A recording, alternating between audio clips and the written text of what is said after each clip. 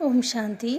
आज का अमृत वेले के लिए पॉइंट है, हर कर्म में अपनी स्टेज शक्तिशाली है या नहीं यह चेक करो।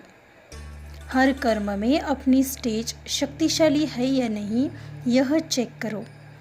बाबा कहते स्वयं पावरफुल बनो, उसके लिए अमृत वेले से लेकर हर कर्म में अपनी स्टेज शक्तिशाली है या नहीं उसकी चेकिंग के ऊपर और थोड़ा विशेष अटेंशन दो।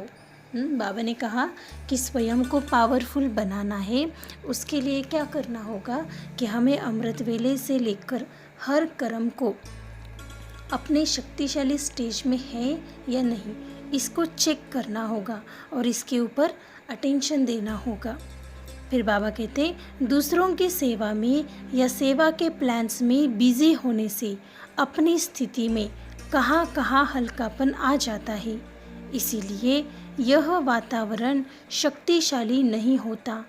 सेवा होती है, बाबा कहते सेवा होती है, लेकिन वातावरण कैसा होता है, शक्तिशाली नहीं होता है।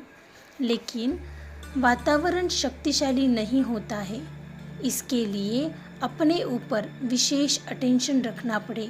बाबा कहते हैं जैसे सेवा करते हो तो सेवा करना तो बहुत अच्छी बात है, लेकिन जो वायुमंडल में हम सेवा कर रहे हैं उस वायुमंडल के ऊपर भी शक्तिशाली स्थिति का प्रभाव पड़ना चाहिए।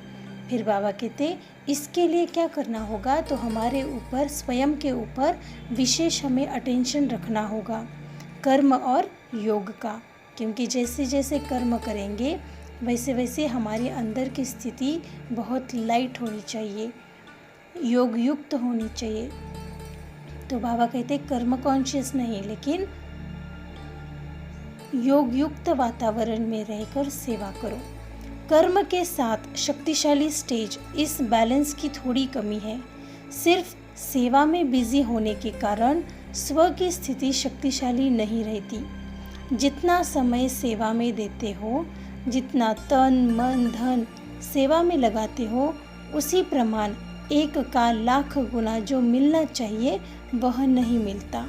बाबा ने कहा कि सिर्फ सेवा में बिजी होने के कारण स्वस्थिति अगर शक्तिशाली नहीं रहती, लेकिन आपने क्या किया है, जितना समय सेवा में देते हैं, जितना तन मन धन से सेवा भी करते हैं, लेकिन बाबा ने कहा उसी प्रमाण 1 का लाख गुना जो मिलना चाहिए वह नहीं मिलता। तो इसका कारण है कर्म और योग का बैलेंस नहीं, यानी कि सेवा कितने भी करें उसका कोई उपयोग नहीं है, थोड़ा सा मिलता है। लेकिन बाबा ने कहा कि कर्म और योग का बैलेंस चाहिए। सेवा भी एक कर्म है, लेकिन जब हम बाबा की याद में बैठकर करते हैं, बाबा की याद में रहकर उस कर्म को करते हैं, तो वही कर्म श्रेष्ठ कर्म हो जाता है और सेवा हो जाती है। तो बाबा कहते कर्म और योग का बैलेंस नहीं है तो वह 1 का लाख गुना जो मिलना चाहिए वह नहीं मिलता। जैसे सेवा के प्लान बनाते हो, पर्चे छपाते हो, टीवी रेडियो में प्रोग्राम देते हो, जैसे वह बाहर के साधन बनाते हो, वैसे पहले अपनी मनसा शक्तिशाली का साधन विशेष होना चाहिए।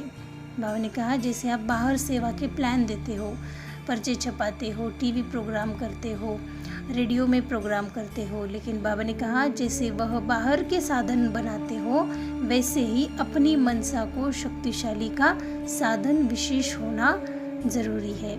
यह अटेंशन कम है, फिर कह देते हो बिजी रहे, इसीलिए थोड़ा सा मिस हो गया तो फिर डबल फ़ायदा नहीं हो सकता। इसलिए बाबा कहते सेवा में रहते हैं, जब सेवा में रहते हैं तो हमारे ऊपर अटेंशन चाहिए कि हमें कर्म और योग का सही तरीके से बैलेंस होना अति आवश्यक है। नहीं तो हमारा हर कर्म क्या हो जाएगा, कर्म कॉन्शियस हो जाएंगे और वो सिंपल साधारण सी सेवा और साधारण कर्म हो जाएंगे। तो बाबा का कार्य तो बहुत बड़ा है, तो साधारण तो नहीं हो सकता।